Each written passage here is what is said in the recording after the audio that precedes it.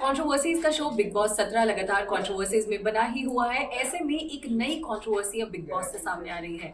मुनव्वर फारूकी, जिनको लेकर ये देखा जा रहा था कि बहुत ही दमदार प्लेयर वो निकलकर सामने आएंगे, लेकिन अब आयशा खान के आने के बाद उनका गेम दिलचस्प होने वाला है या फिर फीका पड़ने वाला है। इस सब पर चर्चा करने के लिए आज मेरे साथ प्रियांशी मौजूद है, जो बहुत ही बारीकी से बिग बॉस के हर एक पहलू को स्टडी करती है। तो सबसे पहले मैं आपसे यही जानना चाहती हूँ प्रियांशी, कि मुनव्वर फारूकी का गेम जो अब तक चल रहा था, आयशा के आने के बाद वो अप होने वाला है या एक लेवल डाउन चला जाएगा?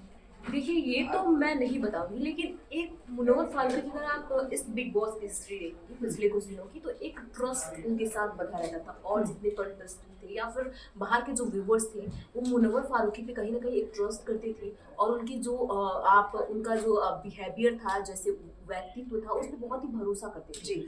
ऐसे में आप देखेंगे कि किस तरीके से वो रिलेशनशिप को लेके बहुत ही ज्यादा कहीं ना कहीं एक्टिव रहते थे। आप चाहे मनारा के साथ उनके रिलेशनशिप को देख लीजिए, अपने जितने भी रिलेशन होते थे उनके लिए वो लड़ाई करने के लिए उतर जाते थे। और मनारा भी कहीं ना कहीं उनके लिए। लेकिन अब जो जिस तरीके से एंट्री हुई है उनकी गर्लफ्रेंड की, और जो ट्रस्ट इशू सामने आया है, उससे कहीं ना कहीं भरोसा जो है ना, व्यूवर्स हो या फिर फैन हो या फिर उसमें जो कंटेस्टेंट हो, उनका भरोसा उठा है। और थोड़ा ना थोड़ा तो कहीं ना कहीं मुनव्वर फारूकी के लिए नेगेटिव पॉइंट। देखिए प्रियांशी, क्योंकि जो आयशा खान जिस तरीके से आई, उन्होंने मुनव्वर पे बहुत सारे आरोप लगाए हैं। जिस तरीके से कि वो रिलेशनशिप में ऑनेस्ट नहीं होते हैं, वो चीट करते हैं। जो उनकी गर्लफ्रेंड रही नाजिला, उनके साथ वो रिलेशनशिप में नहीं है, ऐसी बात तक भी मुनव्वर ने अग्री कर लिया है। और जबकि मुनव्वर पहले दिन से ये बोलते आए हैं कि वो नाजिला के साथ रिलेशनशिप में अभी भी हैं। तो इसके बाद उस पर बहुत से आरोप अब लगने शुरू हो गए हैं कि वो ट्रस्टवर्दी नहीं है, टू टाइमिंग करते हैं, बहुत सी लड़कियां उनकी गर्लफ्रेंड है। तो ऐसे में मुझे भी लगता है कि उनका गेम अब कहीं ना कहीं फीका पड़ने वाला है। क्योंकि अगर आप मुनव्वर बहुत ही ज्यादा एंटरटेनिंग पर्सन नहीं है, वो बहुत ही ज्यादा एंटरटेन नहीं करते। उनकी व्यक्तिगत जो उनका व्यवहार है, जो उनकी पर्सनालिटी, उसी को लेके कहीं ना कहीं जो फैंस है ना, उनको फेवरेट मानते हैं। ऐसे में अगर उनका वही जो प्लस पॉइंट है, अगर वो नेगेटिव चला जाए तो उनके लिए परेशानी का सबब बन सकता है। हालांकि बिग बॉस ने उनको एक चैलेंज दिया है। ये भी देखना दिलचस्प हुआ कि मुनव्वर कितने सहनशील है, कितना उनका व्यक्तित्व कितना अच्छा है, और वो कैसे इससे निखर के आगे बढ़ती है। ये भी देखना बेहद दिलचस्प हुआ कि क्या मुनव्वर इसे एज ए पॉजिटिव लेते हैं, और जो उनका व्यक्तित्व है उसको और आगे लेके जाते हैं। इन सब चीजों को, एक होता है ना कि मील का पत्थर, आपके आगे अगर पत्थर आ जाए तो आप कैसे चट्टानों को तोड़ के आगे बढ़ते हैं। ये भी मुनव्वर के लिए बहुत बड़ा कहीं ना कहीं एक चैलेंज है। क्योंकि बिग बॉस ने चैलेंज तो दे दिया, लेकिन अब वो खड़े उतरते हैं नहीं, इस पर तो सवाल है ही। क्योंकि जिस तरीके से मुनव्वर का अब तक का ग्राफ अगर हम देखें शो में, तो वो खुद मानते हैं कि उनका ग्राफ अप गया, लो गया, कांस्टेंट रहा। क्योंकि पिछले वीकेंड के वार पर उन्होंने सलमान के सामने ये भी बोला था। लेकिन मेरी तरफ से अगर मैं बताऊं कि मेरे क्या विचार है उनको लेकर, तो बहुत ही फ्लैट गेम है मुनव्वर का। कोई एक्साइटिंग गेम नहीं है। वो बहुत ही बैकफुट पर रहकर खेलते हैं, कैमरा कॉन्शियस रहते हैं, अपनी पर्सनालिटी को खुलकर नहीं दिखा रहे हैं। और वो सिर्फ पॉजिटिव बातें ही अपनी रखते हैं सामने। अगर उनके पास कोई एंगर इशू है या फिर कोई इशू है, कोई उनकी नेगेटिव अगर व्यक्तित्व है, वो उसको सामने लेके नहीं आते हैं। वो हमेशा विक्की जैन हो गए, जो भी स्ट्रॉन्ग खिलाड़ी है, उनके साथ मिल के रहना चाहते हैं। और बिग बॉस हमेशा उनको एक हिंट देते रहते हैं कि एक हीरो तब हीरो बनता है जब उसका कोई विलेन होता है। एक मूवी तब हिट होती है जब उसमें कोई विलेन होता है। ऐसे में अगर मुनव्वर फारूकी कोई विलेन नहीं बनाएंगे, अपनी लाइफ में कोई विलेन लेके नहीं आएंगे, वो हिट नहीं होंगे। लेकिन रिश्तों का शो है ये, रिश्ते बनाने या फिर अगर वो विलन ना भी बनाए, दोस्त बनाए, दोस्त के ऊपर खरा उतरे, लेकिन आप अपने दोस्त के लिए जब लड़ते हैं ना, तब जाके आप एक असल हीरो बनते हैं। आप अपने दोस्त को जब प्रॉब्लम होती है, वो हालांकि वो लड़ते हैं, लेकिन आप कहाँ जाके लड़ते हैं? आपको कोई कुछ बोल के चला जाता है, आप हंसी मजाक में जाके फिर से उसको। तो बिग बॉस यही चाहते हैं। देखिए, बिग बॉस का जो शो है ना, वो रिश्तों का भी है। और आप रिश्तों के लिए कितना लड़ते हैं, अपने लिए कितना लड़ते हैं। कहीं ना कहीं बिग बॉस लड़ाई झगड़ा भी करवाना चाहते हैं। और मुनव्वर एक बहुत ही अच्छी पर्सनालिटी है। बिग बॉस ने खुद कहा है कि मैं बायस हूं, चुगली भी लगा रहे हैं, चुगली भी लगा रहे हैं। और वो आप जितनी भी स्क्रिप्ट लिख के लाए हैं ना, वो बिग बॉस खोल दे रहे हैं। कुछ भी छुपा हुआ नहीं है। वो जो सीक्रेट रूम है, वहां पर सबको चीजें सुनाई भी जा रही है। बिग बॉस अपनी प्रतिक्रियाएं भी बताते रहते हैं, या फिर चुगली लगाना जिसे कहते हैं, बिग बॉस वो साफ तौर पर कर रहे हैं। बिल्कुल। और मैं ये नहीं बोल सकती कि मुनव्वर फारूकी रियल नहीं है, लेकिन कितने रियल है। इतनी सवाल यही चीजें है। बिल्कुल, वो अपने आप को हमेशा पॉजिटिव क्यों दिखाते हैं, वो रिश्तों को लेकर बात करते हैं कि वो रिश्तों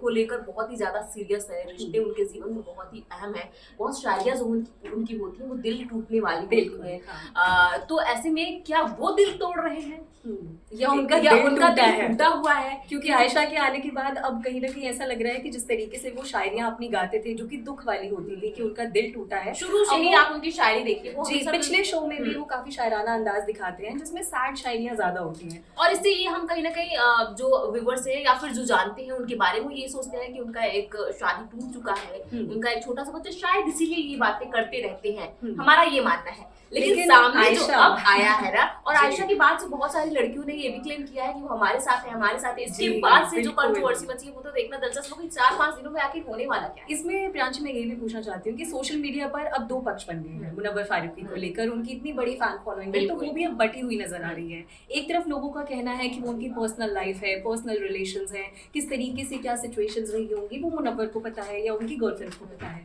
तो इसको पब्लिक प्लेटफॉर्म पर लेके आना या इन सभी बातों पर ऐसे कंट्रोवर्सी करना ठीक नहीं है।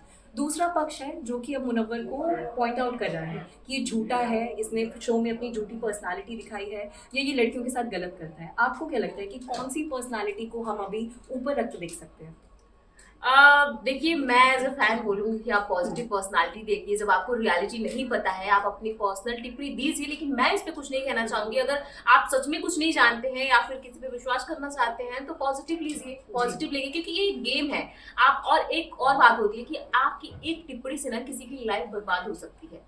तो उनका पर्सनल लाइफ भी है, वो अपने पर्सनल लाइफ में क्या करते हैं वो उनका पर्सनल चॉइस होना चाहिए। हम अगर उस पर कुछ टिप्पणी ना करें, हम as a viewer as a fan देखें तो ज्यादा अच्छा होगा। इसमें दूसरा पर्सपेक्टिव ये भी होता है कि अगर आप पब्लिक पर्सनालिटी है तो कुछ भी आपका पब्लिक नहीं रह जाता है। अगर आपका रिलेशनशिप नाज़िला के साथ पब्लिक था तो ऑब्वियसली लोग बातचीत तो करेंगे ही उसके बारे में, लेकिन आयशा अब जो बातें कर रही है वो काफ़ी कॉन्ट्राडिक्टरी हैं कि एग्जैक्टली वो नाज़िला के साथ है या अपनी जो बीवी रह चुकी है उनके साथ भी बातचीत में है या आयशा खान उनकी गर्लफ्रेंड है। तो बहुत सारी अब स्टोरीज उनके लिए निकल कर मुझे लगता है कि फारूकी के लिए बहुत बड़ा और मुश्किल दिन आने वाला है सामने, और आ चुका है। शायद उनको रात भर नींद नहीं आती है क्योंकि वो जिस चीज को लेके आगे बढ़ रहे थे ना वो उसी में फंस गए हैं। उनका सीधा सा मतलब था कि मैं बहुत ऑनेस्ट हूँ, मैं रिश्तों को लेके बहुत ऑनेस्ट रहता हूँ, रिश्ते मेरे लिए बहुत मायने रखते हैं। और जब उन्हीं रिश्तों को तोड़ा जाए, वो भी टुकड़े टुकड़ों में तोड़ा जाए, आपके विश्वास को ये दिखाया जाए कि आप भरोसे लायक नहीं है, तो आप पर क्या बीतती होगी वो तो फारूकी से। तो क्योंकि देखिए आयशा की बातों से तो लग रहा है कि दिल टूटता है तो आवाज भी होती है और जिस तरीके से वो आवाज कर रही है फारूकी के लिए बहुत सी मुश्किलें खड़ी होने वाली है। बस आखिरी सवाल मैं पूछती हूँ कि अब बिग बॉस 17 आधा तो हो ही चुका है, कुछ समय बाकी है, कौन से कंटेस्टेंट पर आप दाव लगाएंगी? एज अ फैन आपको क्या लगता है कि ये कंटेस्टेंट है जो कि जीत सकता है या फिर डिजर्विंग कैंडिडेट है? देखिए, अभी तक मुझे फारूकी लग रहे थे, लेकिन अब जो है आपने बीच में सन्नाटा साइलेंस लिया है ना, उससे मुझे लग रहा है कि आप काफी कंफ्यूज्ड हैं। अब जो ये वाला मामला सामने आया ना उससे मैं कंफ्यूज हो गई। अब देखिए, विक्की को मैं पहले मानती थी शुरू में, वो शुरू में आके अपने पत्ते खोल दिए भैया आपने कि मैं ही बॉस बनूंगा, मैं ही लीडर हूँ, लीडर जैसा सोचो। फिर बिग बॉस ने जो उनकी वोट लगाई, सारे उनके चिट्ठे खोल दिए, तो थोड़े से वो बैकफुट पे अब नजर आने लगे हैं और थोड़े शांत रहने लगे हैं। उनको भी समझ में नहीं आ रहा कि भाई जो मैंने स्क्रिप्ट लिख के लाई थी वो तो चली, अब क्या करूं। अंकिता की बात की जाए तो अंकिता कहीं ना कहीं जितना उनका पहले हमने बाहर जो थी अंकिता वो अंदर नहीं देखने को मिली, और बिग बॉस भी हमेशा उनको बुला के समझाते रहते हैं कि ये करिए ये करिए। कभी अंकिता डाउन हो जाती हैं, कभी अप हो जाती हैं, कभी कॉन्टेस्ट हो जाती है। तो मैं नहीं बोल सकती कि अंकिता शायद आगे जाए ना, उनकी फैन फॉलोइंग है तो शायद वो आगे जा सकती हैं, लेकिन उतनी अच्छी पर्सनालिटी नहीं है इस बिग बॉस की बात करें तो फिलहाल कोई भी डिजर्विंग नजर नहीं आ रहा। अभी फिलहाल नहीं, 2-4 या फिर दो हफ्ते में, और 2 हफ्ते लगेंगे मुझे देखकर ये समझने में कि कौन डिजर्विंग है। ईशा की बात की जाए तो ईशा मुंह पे बोल देती है जी। हाँ। तो मुझे लगता है कि अगर ईशा ऐसे ही चलती रही, अपनी बातों को रखती रही, तो शायद ईशा काफी अंडरडॉग प्लेयर है, मतलब इतनी लाइमलाइट में नहीं है या इतनी उनकी चर्चा नहीं होती है, बट जिस तरीके से वो खेल रही हैं या अभिषेक और समर्थ की सिचुएशन को जिस तरीके से उन्होंने संभाला है तो काफी काबिले तारीफ है। वो अच्छा खेल रही है, और 19 इयर्स की एक लड़की है जो मुंहफट है और आपको बोल सकती है कि आपका ये बिहेवियर मुझे अच्छा नहीं लगा, चाहे वो विक्की कौशल हो, चाहे वो मुनव्वर हो, चाहे मनारा, विक्की जैन है, सॉरी विक्की कौशल की फैन हूँ इसीलिए बार-बार मुझसे विक्की कौशल निकल जा रहा है।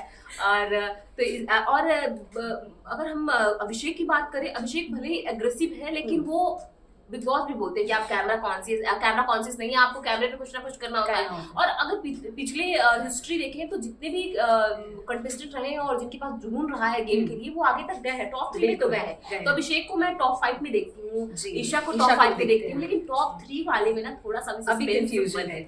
ईशा और अभिषेक के नाम पे तो मैं भी सहमत हूँ, लेकिन विनर कौन होगा मुझे लगता है, मुझे भी अभी 2 से 3 हफ्ता लगेगा उसको जज करने में। लेकिन हम ऐसी चर्चाएं करते रहेंगे बिग बॉस को लेके, क्या कुछ अपडेट्स आ रही हैं अपने दर्शकों को बताते रहेंगे। आपको क्या लगता है कि बिग बॉस 17 का विनिंग जो डिजर्विंग कैंडिडेट है वो कौन है? हमें कमेंट करके जरूर बताइएगा। और मुनव्वर के बारे में आप क्या सोचते हैं? जी, वो भी बताइएगा कि किस तरीके से वो एज अ प्लेयर सामने आ रहे हैं, या अब उनकी मुश्किलें बढ़ने वाली हैं या कम होने वाली हैं, ये भी हमें जरूर बताइएगा। बहुत बहुत धन्यवाद।